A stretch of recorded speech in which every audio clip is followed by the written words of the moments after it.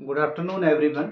मैं सौरभ अग्निहोत्री आज आपके सामने प्रेजेंट हूँ आज अपनी न्यू वीडियो के साथ। और बेटा इस वीडियो में हम डिस्कस कर रहे हैं फिजिक्स के एक बहुत ही इम्पोर्टेंट चैप्टर को, और उस चैप्टर का नाम है बेटा human I and the colourful world. देखिए, इससे पहले जो मैंने वीडियोस बनाई हैं उसमें आप प्लेलिस्ट में जाकर सौरभ अग्निहोत्री ऑफिशियल चैनल पे जाएंगे, उसको सब्सक्राइब करेंगे। उसके बाद उसमें आप प्लेलिस्ट को ओपन करेंगे, वहाँ पे आपको इलेक्ट्रिसिटी पार्ट 1 पार्ट 2 मिलेगा। इसके बाद आप वहाँ से magnetic effect of current part 1 and part 2 आप वीडियोस देख सकते हैं। उसमें होल चैप्टर आपका कवर है। आज मैं अपने न्यू चैप्टर के साथ आपके साथ हूँ, और ये न्यू चैप्टर जो है ये बहुत ही इम्पोर्टेंट हो जाता है बेटा फिजिक्स के लिए, क्योंकि इस चैप्टर की खासियत ये है इसमें आपको एफर्ट्स कम लगाने हैं और आपको इससे आउटपुट ज़्यादा मिलेगा। कहने का मतलब आप क्लियर समझ लीजिए। अगर मैं बात करता हूँ लाइट चैप्टर की, जिसमें आपको रिफ्लेक्शन रिफ्रैक्शन के पोर्शन को कवर करना है, मिरर फार्मूला लेंस फार्मूला, तो उसमें बेटा क्या होगा, जब उस चैप्टर की मैं बात करूँगा तो उसमें आपको न्यूमेरिकल्स पे ज़्यादा फोकस करना पड़ेगा। लेकिन ये चैप्टर एक ऐसा चैप्टर है जिसमें आपके कॉन्सेप्चुअल्स क्वेश्चंस आते हैं, ठीक है, चाहे वो ह्यूमन आई हो जाए। इसके बाद डिफेक्ट्स आप पढ़ेंगे, हाइपरमेट्रोपिया, बायोपिया, मायोपिया, प्लस बायोपिया। आफ्टर दैट उसके करेक्टनेस को हम इसमें पढ़ेंगे। देन हम एटमॉस्फेरिक रिफ्रैक्शन पे मूव ऑन करेंगे, टिंडाल इफेक्ट पे मूव ऑन करेंगे। तो ये चैप्टर इंटरेस्टिंग हो जाता है। और इंटरेस्टिंग को चैप्टर से क्या होता है बेटा, इसमें 2 मार्क्स के क्वेश्चंस और केस स्टडीज आपको ह्यूमन आई से इजीली बोर्ड एग्जामिनेशन में मिल जाती है। तो इस चैप्टर पे हमें ज़्यादा फोकस करना है। और बेटा वीडियो को लास्ट एंड तक वॉच करेंगे और चैनल को जरूर सब्सक्राइब करेंगे। वीडियो जैसे ही आप देखेंगे चैनल बिल्कुल सब्सक्राइब करेंगे, ताकि जिस पर्पस के लिए ये चैनल बनाया गया है वो फुलफिल हो सके। चलिए मैं बेटा स्टार्ट करता हूँ। ये एक ह्यूमन आई का मैंने स्ट्रक्चर बनाया है। सबसे पहले मैं बात करता हूँ ह्यूमन आई की। What do mean by human I? Human I is a wonderful sense organ. Human आई क्या है एक बेटा, एक बहुत ही सुंदर, जो ईश्वर की रचना है उसमें वंडरफुल सेंस ऑर्गन है। और ये सेंस ऑर्गन करता क्या है, इस सेंस ऑर्गन की हेल्प से हम पूरे वर्ल्ड को इजीली देख सकते हैं कि वर्ल्ड कितना कलरफुल है। इस पूरे वर्ल्ड को हम, हमारी विजिबिलिटी जो है वो इस ह्यूमन आई की वजह से है। ह्यूमन आई जो कि हमारे बॉडी में इनबिल्ड है, इसके थ्रू हम वंडरफुल वर्ल्ड को देखते हैं। और ये कैरेक्टराइज्ड होता है बेटा सेंस ऑर्गन्स में। सेंस ऑर्गन्स में हम इसको कैरेक्टराइज करते हैं, ठीक है। अब ह्यूमन आई का जो स्ट्रक्चर है, देखिए आप सोचेंगे ये चीज़ आपको काफ़ी प्रॉब्लम देती होगी कि एक छोटी सी आंख है जो हमारी बॉडी में इनबिल्ड है, उसका एक बड़ा सा डायग्राम कैसा है। तो बेटा यही फिजिक्स है, इसमें आपको हर एक स्टेप के बारे में इंफॉर्मेशन दी जाएगी। बेटा ह्यूमन आई का आप स्ट्रक्चर देखिए, मैंने स्ट्रक्चर बनाया है। इसमें आप देखेंगे जो सबसे बाहरी एरिया है वो क्या है बेटा, आउटर मोस्ट, वो है कॉर्निया। क्या है बेटा, कॉर्निया, ठीक है। ये पार्ट्स मैंने ह्यूमन आई के आपको डिनोट किए हैं। कॉर्निया के बाद बेटा आप देखेंगे ये जो शो हो रहा है ये सेलरी मसल्स हैं। आफ्टर दीज, जिनकी सपोर्ट से आइलैंड्स बीच में रुका हुआ है, वो है आइरिस, एक्वियस ह्यूमर, ये मिडिल में एक लिक्विड फील्ड है, ठीक है। कॉर्निया और आइलैंड्स के बीच में एक लिक्विड फील्ड है जिसको हम एक्वियस ह्यूमर कहते हैं। वाइट्रस ह्यूमस जो है आइलैंड्स के अंदर जो लिक्विड फील्ड है, एक अनदर लिक्विड है, उसको हम वाइट्रस ह्यूमर कहते हैं। After that one is blind spot, और ये है ऑप्टिक नर्व। ऑप्टिक नर्व क्या करती है, इलेक्ट्रिकल सिग्नल को ट्रांसफॉर्मेशन करती है। तो ह्यूमन आई को आप ध्यान से समझेंगे। चलिए अब मैं आपको, ये ह्यूमन आई ज़्यादा क्लियर तब होगी जब मैं इसके पार्ट्स को आपको वन बाय वन करके डिफाइन करूंगा, ठीक है। तो सबसे पहले इस ह्यूमन आई में आपका पहला पार्ट जो आ जाता है बेटा, वो पहला पार्ट है कॉर्निया, ठीक है। अब कॉर्निया के बारे में डिटेल्ड में आपसे हम डिस्कस करेंगे कि कॉर्निया है क्या। देखिए, cornea is a transparent spherical membrane. When we define the cornea is the transparent spherical membrane. Cornea एक ट्रांसपेरेंट स्फेरिकल मेम्ब्रेन है, ठीक है। और जो आई के फ्रंट जो स्ट्रक्चर है, आई का जो फ्रंट है उसको कवर करती है। मैं दोबारा इसको डिफाइन करता हूँ। मैंने फर्स्ट की बात की और फर्स्ट जो इसका पार्ट है वो है कॉर्निया। कॉर्निया ट्रांसपेरेंट मेम्ब्रेन है और आई के फ्रंट पार्ट को कवर करती है। मैं दोबारा रिपीट कर रहा हूँ, cornea is a transparent spherical membrane which covered the outermost part of the eye। outermost part को कवर करती है, उसको हम कहते हैं कॉर्निया। ठीक है, अब मैं बात करता हूँ आइरिस। आइरिस क्या है बेटा? आइरिस एक डाइफॉर्म है, डाइफॉर्म है। और ये डाइफॉर्म क्या करती है, ये इस सेकेंड पार्ट की मैं बात कर रहा हूँ। जो सेकेंड पार्ट है बेटा वो है मेरा आइरिस। आइरिस है बेटा एक डाइफॉर्म है, और ये डाइफॉर्म है कि किनके बीच में? कॉर्निया और लेंस के बीच में। कॉर्निया और लेंस के बीच में जो डाइफॉर्म हमको दिखती है, इसका स्ट्रक्चर आप देख रहे होंगे, मैं इसको पॉइंट आउट कर देता हूँ। ये जो आप स्ट्रक्चर देख रहे हैं ये, ठीक है, ये डाइफॉर्म आप देख रहे हैं, ये है बेटा आइरिस। ठीक है, ये आइरिस एक डाइफॉर्म है, किसके बीच में? कॉर्निया ये रिप्रेजेंट कर रहे हैं और आई लेंस हमारा ये है, तो ये हो गई कॉर्निया, सॉरी आइरिस। ठीक है, कॉर्निया और आई लेंस के बीच में एक डाइफॉर्म है, उसको हम कहते हैं आइरिस। नेक्स्ट मैं बात करता हूँ पीपल। ठीक है, प्यूपिल हम कहते हैं। वैसे प्यूपिल का मतलब क्या है? प्यूपिल आप समझ लीजिए, आइरिस के जो अंदरूनी पार्ट है प्यूपिल है। और प्यूपिल को हम ये भी कह सकते हैं कि आइरिस में जो एक स्मॉल होल है, आइरिस में जो एक स्मॉल होल है उसको क्या कहते हैं? प्यूपिल। आइरिस में स्मॉल होल को हम प्यूपिल कहते हैं। तो थर्ड पार्ट मैंने आपको डिफाइन किया, आइरिस में स्मॉल होल को क्या कहा जाता है? प्यूपिल। ठीक है, मेरी बात को समझते जाइएगा।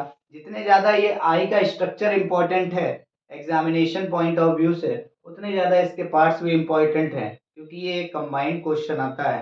और क्वेश्चन आता है what do you mean by human I, draw the neat and sketch diagram of human I and explain it's main parts. ठीक है, तो ये क्वेश्चन आपका 3 मार्क्स में मिल जाएगा आपको। ठीक है, अगर पेपर ज़्यादा टफ डिजाइन होता है तो ये शायद क्वेश्चन ना आए, डिफेक्ट्स आ सकते हैं, बट ह्यूमन आई भी उतनी ही ज़्यादा इंपॉर्टेंट है जितने ज़्यादा इसके डिफेक्ट इंपॉर्टेंट है।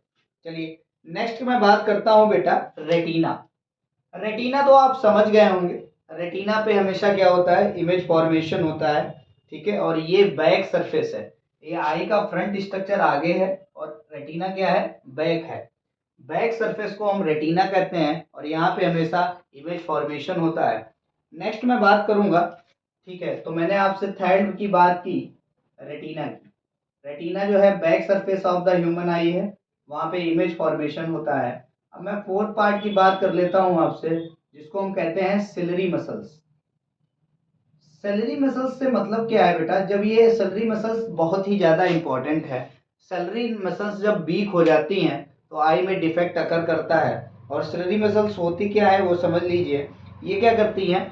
ये हमेशा आई लेंस को होल्ड करती हैं। सेलरी मसल्स के थ्रू ही आई लेंस जो है होल्ड किया जाता है, और जो आई लेंस को होल्ड करती हैं मसल्स, उनको हम सिलरी मसल्स कहते हैं। जब ये सिलरी मसल्स वीक हो जाती हैं तो उस कंसिडरेशन में डिफेक्ट्स वहां पे अकर करते हैं। ये आपको समझना होगा बेटा कि ciliary muscles are those muscles which hold the eye lens, and if they are weak then defect occur in the human I.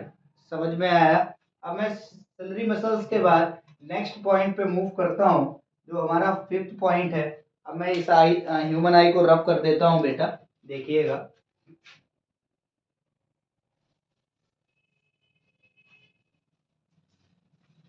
Human आई को रब कर रहा हूँ, कुछ पार्ट्स इसके रह गए हैं, वो मैं यहाँ पे अभी बोर्ड पे आपको बता देता हूँ कौन कौन से इसके पार्ट्स बचे हैं। मैंने 4 पार्ट डिस्कस कर लिए थे बेटा, फिफ्थ पार्ट को मैं डिस्कस करूंगा। फिफ्थ पार्ट बेटा है हमारा आई लेंस। आई लेंस क्या है बेटा? आई लेंस क्या है? जहाँ से आई लेंस को अगर मैं डिफाइन करूँ तो मैं कह सकता हूँ कि एक ट्रांसपेरेंट जेली लाइक स्ट्रक्चर है। Transparent jelly like structure, jelly आपने देखी होगी बेटा, जेली जो होती है स्पॉन्जी होती है, ट्रांसपेरेंट होती है। उसी की तरह से आई लेंस भी क्या है? स्पॉन्जी है और ट्रांसपेरेंट है। और इसका जब शेप देखेंगे तो हर बिल्कुल जेली की तरह ये नज़र आता है। आफ्टर दैट मैं बात करता हूँ नेक्स्ट बेटा सिक्स का बेटा, और सिक्स है बेटा ब्लाइंड स्पॉट। 6 पॉइंट है ब्लाइंड स्पॉट। देखिए ये स्पॉट जो है back side back side of the human आई मैंने नीचे की तरफ शो किया था। ये जैसे मैंने एक दोबारा स्ट्रक्चर बना दे रहा हूँ। यहाँ ये वाला पॉइंट था हमारा ब्लाइंड स्पॉट। ठीक है, ब्लाइंड स्पॉट बेटा क्या होता है इसको समझ लीजिए। Blind spot is defined as, इसमें क्या होता है जब इमेज फॉर्मेशन हो जाती है, इमेज फॉर्मेशन होने के बाद ब्लाइंड स्पॉट क्या करता है, जो इमेज फॉर्म हुई है, इमेज फॉर्म हुई है पॉइंट पे, उसको ऑप्टिक नर्व तक भेजता है। जो स्पॉट होता है मोस्टली जो पॉइंट साइज इमेज फॉर्म हुई है, ठीक है, पॉइंट साइज जो इमेज फॉर्म हुई है उसको क्या करता है, ब्रेन पे सेंड नहीं करता है। और वो पॉइंट, कभी कभी एलो पॉइंट भी इमेज फॉर्मेशन हो जाती है। आप ये समझेंगे कि एलो पॉइंट भी इमेज फॉर्मेशन होता है। मैं दोबारा ब्लाइंड स्पॉट को बता देता हूँ। The blind spot is basically defined as the spot which is leave by the eye। वो स्पॉट जो आई में मिलता है, बैक साइड में रहेगा, ठीक है। और वो स्पॉट जो है बेटा वो ऑप्टिक नर्व तक नहीं जाएगा। वो स्पॉट आपको बैक साइड, बैक सरफेस में मिलेगा, उसको हम क्या कहेंगे, ब्लाइंड स्पॉट कहेंगे। समझ में रहा है? कह सकते हैं कि ये वो स्पॉट है जहाँ पे ऑप्टिक नर्व आई को लेफ्ट कर देती है, आई को छोड़ देती है इस स्पॉट पे। ठीक है, ऑप्टिक नर्व यही यहाँ, इसके बाद इसकी वर्किंग स्टार्ट होगी। इस पॉइंट पे ऑप्टिक नर्व ह्यूमन आई को लेफ्ट कर देती है। क्लियर है आपको? ऑप्टिक नर्व का क्या काम है? ऑप्टिक नर्व सिग्नल को लेती है, इलेक्ट्रिकल सिग्नल को, और ब्रेन के पास सिग्नल भेजती है कि हमें अगला एक्शन क्या लेना है। नेक्स्ट मैं बात करता हूँ एक्वस ह्यूमर की। इसकी बात करता हूँ, 7 पॉइंट हमारे पास आ जाता है, वो है एक्वस ह्यूमर। ठीक है, एक्वस ह्यूमर क्या था बेटा, मैंने ये स्ट्रक्चर आपको बनाया था। ठीक है, एक स्ट्रक्चर मैंने आपको बना के दिया था, ध्यान से देखिएगा। ठीक है, ये आपका स्ट्रक्चर था ह्यूमन आई का। तो यहाँ पे आई लेंस था, जो मिडिल का ये लिक्विड बेटा फील्ड है, कॉर्निया और आई लेंस के बीच में, कॉर्निया एंड आई लेंस के बीच में जो लिक्विड फील्ड है उसको हम कहते हैं क्या, क्या कहते हैं उसको, एक्वस ह्यूमर। उसको क्या कहा जाता है, एक्वस ह्यूमर। नेक्स्ट मैं बात करता हूँ बेटा, नेक्स्ट जो हमारा मेन पार्ट है वो है वाइट्रस ह्यूमर। क्या है? Vitreous humour. वाइट्रस ह्यूमर बेटा क्या होता है, इसको भी ध्यान से समझना है। वाइट्रस ह्यूमर एक अनदर लिक्विड फील्ड है, एक अनदर लिक्विड है जो कहाँ पे फील्ड होता है, ये फील्ड होता है बेटा आईलेंस और रेटिना के बीच में। कहने का मतलब क्या है, जो फ्रंट सरफेस है वहां पे आईलेंस है, और जो बैक सरफेस है बिल्कुल लास्ट में रेटिना, उनके बीच में जो लिक्विड फील्ड होता है उसको हम कहते हैं वाइट्रस ह्यूमर। मेरी बात को समझिएगा।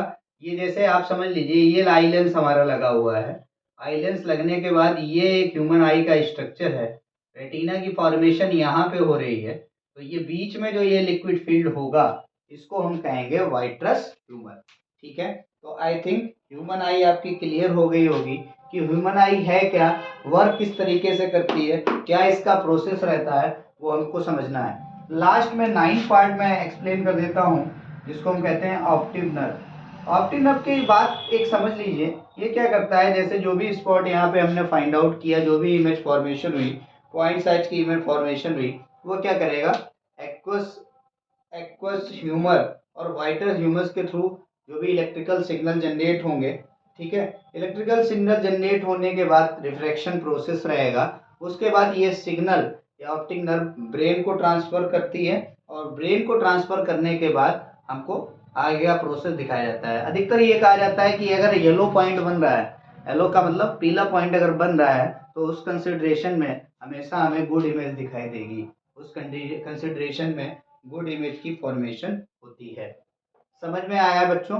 ये पॉइंट बहुत ही क्लियर है। ह्यूमन आई के हमने आपसे सभी पॉइंट, मोस्टली पॉइंट जो है वो डिस्कस कर लिए हैं। चलिए हम नेक्स्ट टॉपिक की बेटा बात करते हैं, जो इक्वली बहुत इंपॉर्टेंट है, और इस चैप्टर का हम कह सकते हैं कि वो बेस है। बेस तो मैंने आपको पढ़ा दिया, लेकिन जो आपके board examination point of view से इम्पोर्टेंट है वो हमारा नेक्स्ट पॉइंट है। और नेक्स्ट टॉपिक जो है हमारा बेटा, वो नेक्स्ट टॉपिक है डिफेक्ट्स अकर इन आई। आई डिफेक्ट्स कौन कौन से होते हैं उनके बारे में डिटेल्ड में आपसे डिस्कशन किया जाएगा। Defects of the I. Defects of the human I.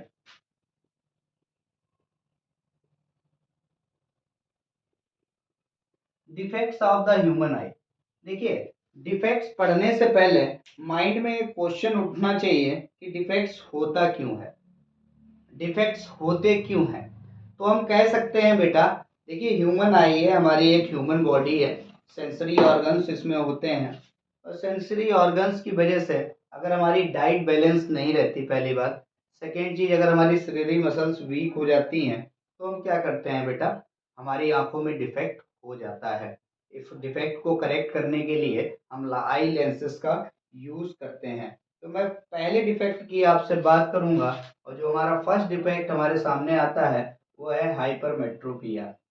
Hypermetropia, hypermetropia ये हमारा फर्स्ट डिफेक्ट है। और इसको हम हाइपरमेट्रोपिया को बेटा हम, और एक इसका नेम है, उसको हम कहते हैं long sightedness.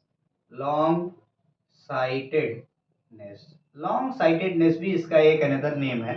One by one मैं आपसे डिस्कस करता जाऊंगा ताकि आपके टॉपिक्स जो हैं सभी क्लियर होते रहें। तो पहले हो गया आपका हाइपरमेट्रोपिया। सेकेंड जो बेटा डिफेक्ट आपके सामने आता है वो है myopia. Second defect is myopia, और मायोपिया को कहते हैं शॉर्ट, क्या कहेंगे, शॉर्ट। बेटा लॉन्ग भी कहते हैं इसको, फार साइटेडनेस भी कहा जाता है। अब मैं हो जाएगा सेकेंड हमारा है शॉर्ट। शॉर्ट साइटेडनेस अगर आपके सामने मेंशन है तो आप समझ जाइएगा कि वो किस डिफेक्ट की बात हो रही है, उस डिफेक्ट की बात हो रही है जिसको हम मायोपिया नाम से जानते हैं।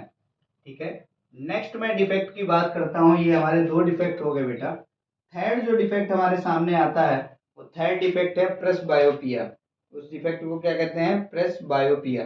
ठीक है, प्रेस बायोपिया थर्ड डिफेक्ट है बेटा, जिसको हम नाम से जानते हैं, जिसको कहते हैं प्रेस बायोपिया। और हमारा जो फोर्थ डिफेक्ट हमारे सामने आता है वो है एस्टी एस्टिग एस्टिग्मेटिज्म। एस्टिग्मेटिज्म कहते हैं, एस्टिग्मेटिज्म। फोर्थ जो डिफेक्ट है उसको कहते हैं एस्टिग्मेटिज्म। ठीक है, तो ये चार डिफेक्ट्स हम अभी डिटेल्ड में पढ़ेंगे।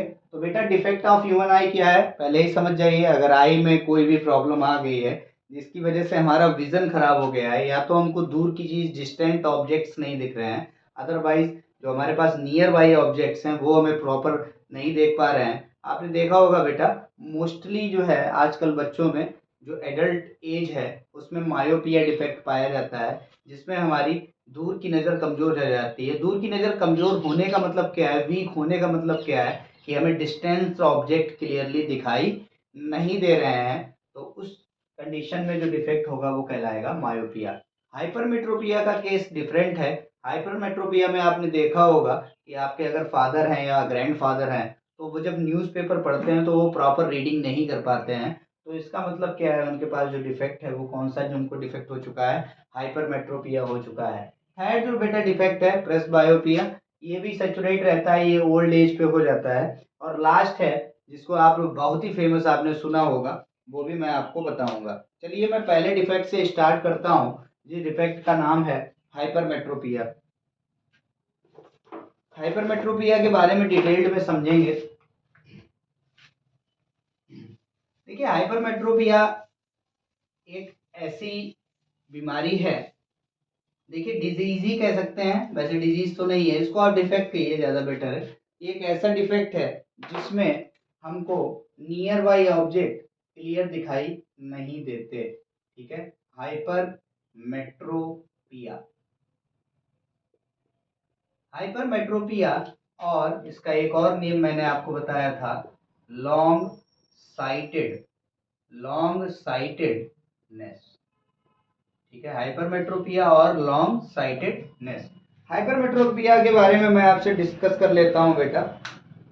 If a person, if a person suffering from this defect, if a person suffering from this defect can see the distant object but do not see the nearby object. I again define, if a person suffering from this defect then the person can see the distant object but can not see the nearby object. ये वो defect है बेटा जिसमें अगर किसी person को ये defect हुआ है तो वो पर्सन दूर के ऑब्जेक्ट को तो वो क्लियरली देख लेगा, बट जो उसके पास का ऑब्जेक्ट है वो उसको क्लियरली दिखाई नहीं देगा। अगर ऐसा कोई डिफेक्ट है तो वो डिफेक्ट कहलाएगा हाइपरमेट्रोपिया। तो हम कह सकते हैं कि हाइपरमेट्रोपिया में होता क्या है, इसमें क्या होता है, जो हमारा नॉर्मल विजन रेंज होती है जिसको हम देख सकते हैं वो 25 सेंटीमीटर होती है। कितनी होती है?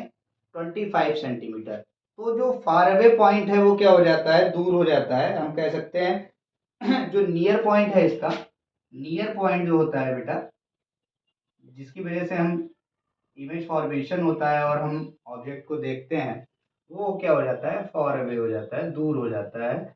इस वजह से लॉन्ग साइटेडनेस डिफेक्ट जो है वो अकर करता है। अब इसको दूर करने के लिए हम क्या करेंगे? इसको दूर करने के लिए हम करेक्टिस के लिए हम जिस लेंस का यूज करते हैं वो लेंस है हमारा कॉन्वेक्स लेंस। ठीक है, नियर बाई ऑब्जेक्ट को करेक्ट करने के लिए जिस लेंस का यूज किया जाता है उस लेंस को हम कहते हैं कॉन्वेक्स लेंस। ठीक है, अब आपको कॉन्वेक्स लेंस का थोड़ा सा रिवाइज करना पड़ेगा, अपने माइंड पे जोर डालिए और आप पहुंच जाइए लाइट चैप्टर पे जहाँ पे आपने लेंस को पढ़ा था। ये आपका जो लेंस है ये कहलाएगा कॉन्वेक्स लेंस। ठीक है, हम ग्लासेस को बनवाएंगे, ठीक है, स्पेक्स बनवाएंगे और स्पेक्स बनवाने में हम कॉन्वेक्स लेंस का यूज करेंगे। According to the power of lens आपकी मशीन के थ्रू आंखें चेक होंगी। डायोप्टर में रेटिंग होती है, कितनी पावर आपकी आ रही है, उस पावर के बाद हम कॉन्वेक्स लेंस में वो पावर को एकोमुलेट करके उसके बाद आपका एक ग्लास आपकी आंखों पे चढ़ जाएगा। ये ग्लास चढ़ने के बाद क्या करेगा बेटा? ये आंखों की करेक्टनेस करेगा और करेक्टनेस से आपका जो विजन है, जो आप देख रहे हैं, वो आपको ऑब्जेक्ट क्लियर दिखाई देने लगेगा। ठीक है, तो लेंस कौन सा यूज करेंगे करेक्टनेस के लिए? वो लेंस कहलाएगा कॉन्वेक्स लेंस। चलिए नेक्स्ट मैं डिस्कस कर लेता हूँ बेटा आगे। कॉन्वेक्स लेंस के बारे में मैंने आपसे बात कर ली। अब देखिए, अगर हाइपरमेट्रोपिया मुझको हो रहा है तो इसके हाइपरमेट्रोपिया के रीजंस क्या हो सकते हैं, उन रीजंस को जानना भी जरूरी है। What are the reason due to which hypermetropia defect occur? तो पहला रीजन आप समझ लीजिए, इसमें क्या होता है? आई बॉल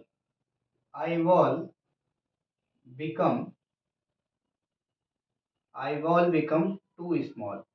इसमें क्या हो जाती है, जो हमारी आई बॉल का स्ट्रक्चर है वो कैसा हो जाएगा? बहुत ही छोटा हो जाएगा, जिसकी वजह से हाइपरमेट्रोपिया अकर करेगा। ठीक है, एक और समझ लीजिए, सेकेंड जो होगा वो होगा सिलरी मसल्स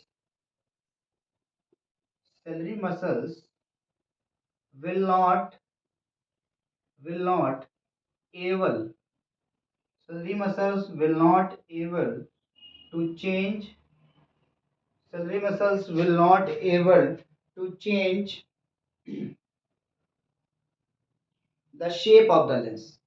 ठीक है, to change the shape of the lens. कहने का मतलब मेरा बेटा समझ लीजिए कि सिलरी मसल्स जो होगी वो उसके अंदर ये पावर नहीं होगी कि वो लेंस के शेप को चेंज कर पाए या उसको एडजस्ट कर पाए। तो ऐसे जब दो केसेस अगर करते हैं तो उस कंसिडरेशन में क्या हो जाता है, ये प्रॉब्लम होती है। जब सिलरी मसल्स एडजस्ट नहीं कर पाएगी तो क्या होगा बेटा? इसका सेकेंड तो हो जाएगा फोकल लेंथ जो होगी आपकी, focal length of the eye lens, focal length of eye lens क्या हो जाएगा? इंक्रीज हो जाएगी, जिसकी वजह से आपको ये प्रॉब्लम देखने को मिलेगी। समझ गए मेरा बात को? पहला है eye ball become too small और सेकेंड रीजन है कि ciliary muscles will not able to change the shape of the lens. Ciliary muscles जो है वो लेंस के शेप को चेंज नहीं कर पाएंगी, जिसकी वजह से फोकल लेंथ जो है आई लेंस की वो इंक्रीज हो जाएगी। और इन दो रीजंस की वजह से हमारा बेटा हाइपरमेट्रोपिया जो डिफेक्ट है वो अकर करता है। चलिए अब नेक्स्ट डिफेक्ट की बात करेंगे, जो हमारा सेकेंड डिफेक्ट। बेटा करेक्टनेस भी मैं बताऊंगा, करेक्टनेस में हमारे डायग्राम रहेंगे। एक हमारा नॉर्मल आई का डायग्राम रहेगा, उसके बाद डिफेक्टिव आई का डायग्राम रहेगा। आफ्टर दिस हम उसके बाद बात करेंगे करेक्टनेस की। वहाँ पे हम कॉन्वेक्स लेंस का यूज करके हाइपरमेट्रोपिक आई को जो है करेक्ट कर देंगे। अब मैं बात करूंगा सेकेंड, मैं करेक्टनेस दोनों की एक साथ कराऊंगा ताकि आपकी टॉपिक क्लियर हो जाए। सेकेंड जो बेटा मेरा डिफेक्ट हमारे सामने आ रहा है वो डिफेक्ट है बेटा मायोपिया। मायोपिया सेकेंड डिफेक्ट है मायोपिया, और इसका एक और नेम है वो है शॉर्ट साइटेडनेस।